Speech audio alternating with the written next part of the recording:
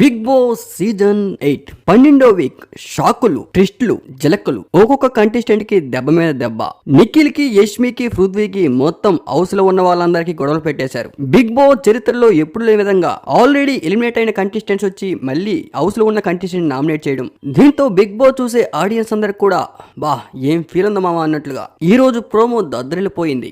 Episode కూడా అంతకు మించి దద్దరిల్లబోతోంది.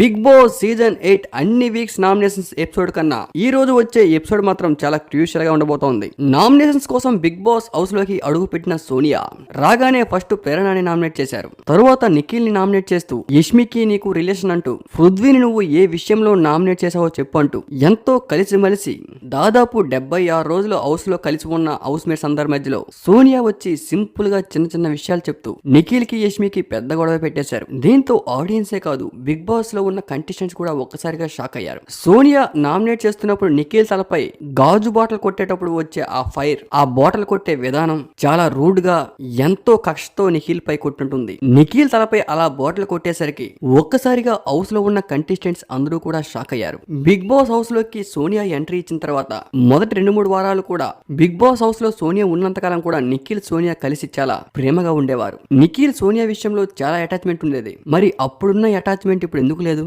నిఖిల్ కి సోనియాకి ఏ విషయంలో నెగిటివ్ అయ్యాడు? హౌస్ లోకి వచ్చిన సోనియా నిఖిల్ ని ఎందుకు నామినేట్ చేసింది? సోనియాకి నిఖిల్ పై అంత కక్ష ఎందుకు? నిజంగానే నిఖిల్ ఫేకా? లోపల ఒకలా ప్రవర్తిస్తూ బయటికి ఒకలా ఆడుతున్నాడా? మరి చాలా మంది నిఖిల్ ఫ్యాన్స్ ఉన్నారు. వాళ్ళందరూ కూడా ఈ సీజన్ లో ఖచ్చితంగా నిఖిలే విన్నర్ అవుతారని చాలా బలంగా ఉన్నారు. నిఖిల్ కూడా చాలా బాగా గేమ్ ఆడాడు. మరి వీళ్ళందరికీ ఎక్కడ బ్యాడ్ అవుతున్నాడో తెలియదు, కానీ సీజన్ ఎండ్ అవుతున్న కొద్దీ నిఖిల్ బాగా బ్యాడ్ అవుతూ ఉన్నాడు. ఇంకా ఈ రోజు ఎపిసోడ్ లో ఎన్ని ట్విస్టులు ఉన్నాయో వేచి